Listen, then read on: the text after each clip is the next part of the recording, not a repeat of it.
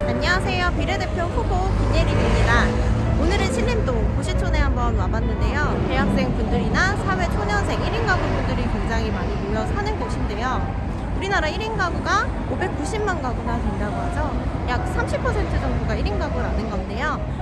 저도 자취했던 경험이 있고 알려드릴 노하우들도 있을 것 같아서 신림동 원룸촌에 왔습니다. 저도 이제 예전에 20대 때 자취를 했었거든요. 그때 이제 집을 꼼꼼하게 잘 볼 줄 모르니까 경험이 없잖아요. 집을 얻어본 경험이 없어가지고 그래서 집이 괜찮은 것 같아서 계약을 했는데 계약금까지 주고, 근데 막상 보니까 집이 문제가 있는 거예요. 그래서 계약금 돌려달라고 했더니 계약금 안 돌려줬거든요. 그래서 굉장히 억울해하고 어떻게 해야 되나, 네, 그렇게 황당했던 기억이 있는데요. 결국에 돌려받지 못했습니다.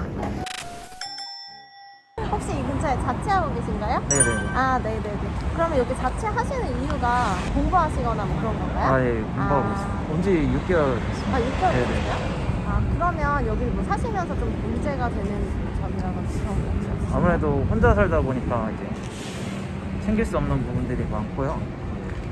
월세 같은 것도 많이 부담이 돼서요. 제가 여러 청년분들 좀 만나보면 좀 주거 비용이나 이런 것들이 많이 문제가 된다고 하시는 것 같아요. 미국의 어떤 주에는 청년에 한정된 건 아닌데 이제 내 집 마련 처음 하시는 분들 위해서 뭐 주의할 점 같은 것도 알려주는 8시간 정도 교육하는 프로그램 같은 것들이 있다고 해요. 그래서 우리나라에도 좀 그런 것들이 생겨서 청년을 대상으로 집 구할 때 주의할 점이라던가 아니면 집을 구하고 나서 분쟁이 생겼을 때 뭐 실제적인 도움을 줄 수 있는 뭐 이런 프로그램들이 좀 마련되면 좋을 것 같습니다. 그래서 제가 처음에 집 구할 때 주의해야 될 점 몇 가지 알려드리려고 하는데요. 첫 번째로 이제 뭐 대학생들이나 청년들은 복비를 좀 아끼려고 공인중개사 사무실에 가지 않고 인터넷 카페 같은 것들을 통해서 구하는 경우가 종종 있어요. 그래서 이런 경우에 계약서를 좀 꼼꼼하게 쓰시고 부동산 등기부등본 보셔야 되거든요. 그래서 여기 을구에 보시면 근저당권이나 이런 것들 확인할 수가 있어요. 그래서 이게 너무 많이 잡혀있다 그럼 나중에 보증금 돌려받기 어려울 수도 있거든요. 그리고 이사를 하신 후에는 전입신고랑 확정일자 반드시 받으셔야 되는데 요즘에는 인터넷으로도 쉽게 받을 수가 있기 때문에 인터넷으로 하시면 될 것 같아요. 그리고 이런 질문도 많이 하세요. 뭐 전구 같은 것들이 나갔는데 이거 집주인이 갈아줘야 되는 거 아니냐, 되게 고민이 된다. 근데 이렇게 생각하시면 쉬울 것 같아요. 예를 들어 전구 같은 거는 세입자가 갈아야겠죠. 보일러가 터지거나 뭐 수도에 물이 샌다, 이런 것도 이제 집주인이 해주는 게 맞고요. 그리고 이사 나갈 때 이제 벽지 같은 것들이 더러워졌으니까 보증금에서 떼고 준다, 이런 경우 가끔 있거든요. 그냥 벽지를 내가 고의로 훼손한 게 아니라 뭐 살면서 자연스럽게 더러워진 것이다, 이런 경우에는 무너지지 않으셔도 상관이 없습니다. 뭐 이런 경우를 대비해서 처음에 이사하시자마자 사진이나 동영상 같은 것들 꼼꼼하게 좀 찍어두시는 게 좋거든요. 안녕하세요. 잠깐 인터뷰 좀 해주실 수 있을까요? 네네네.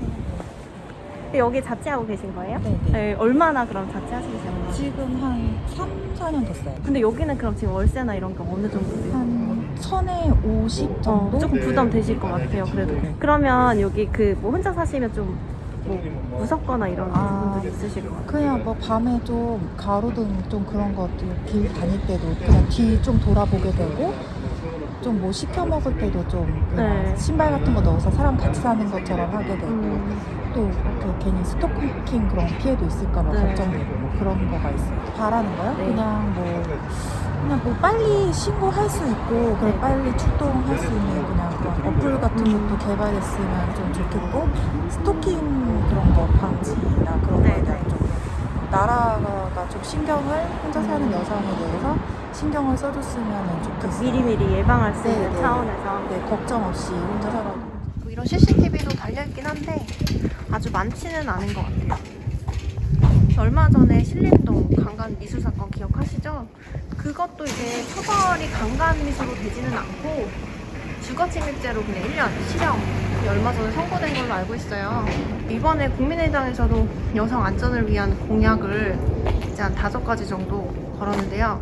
그중에 좀 대표적인 거 한 가지만 소개를 드리면 스토커 방지법이에요. 이제 물리적으로 밖에서 따라다니고 이런 거 외에도 뭐 SNS나 이메일이나 문자 메시지 이런 것들로 스토킹을 한 경우에도 처벌받을 수 있도록 했고, 그리고 미성년자의 경우에는 가중처벌 하는 것으로 하는 법안들을 좀 발의한 것이 있습니다. 관심 갖고 봐주시면 좋겠습니다.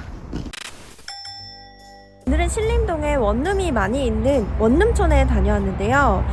이제 많은 고민들을 갖고 계셨지만 특히 청년 주거 비용 문제라던가 혼자 사는 여성들의 경우에는 안전 문제, 국회 입성하게 되면 이런 부분들 제대로 해결할 수 있도록 열심히 하도록 하겠습니다.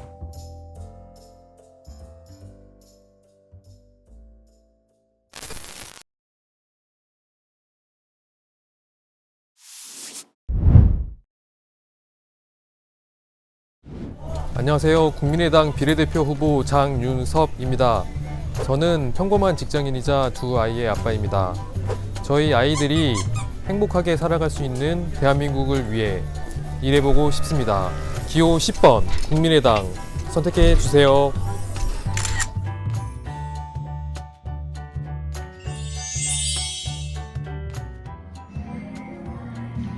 처음에 깜짝 놀랐습니다. 왜냐하면 제 옆에서 일하는 동료가 국회의원에 도전한다고 해서 진짜 깜짝 놀랐고 머릿속에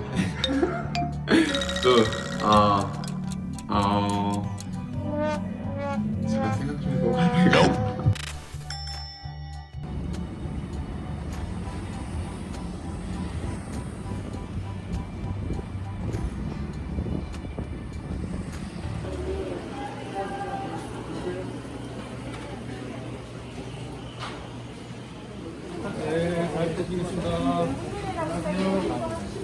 안녕하세요, 사장님.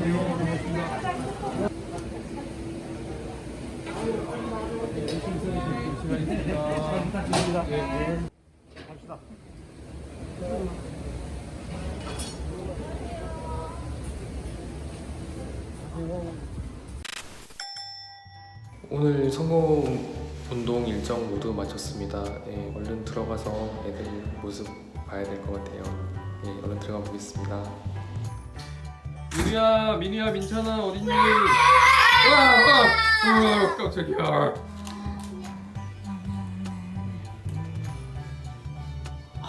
고물. 엄마 입술.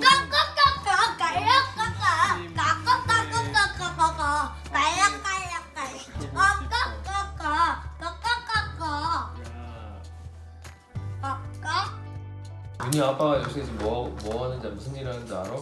컴퓨터 하는 일? 컴퓨터? 아빠 밖에 집에 컴퓨터는 집에서 하는 거고 밖에서 몰라. 뭐 하는지 몰라? 응. 왜 몰라? 뽀뽀? 뭐? 뽀뽀? 뽀뽀? 민이야 너 국회의원이 뭔지 알아? 법 만드는 거? 그거 어떻게 알았어? 엄마 거. 아빠가 뭐 하고 놀았을 때가 제일 재밌어? 게임 해줄 때? 게임 해줄 때? 찍고 있어? 자리 잡고 하세요. 아빠 화이팅! 야, 좀 열심히 한번. 하나, 둘, 셋, 화이팅!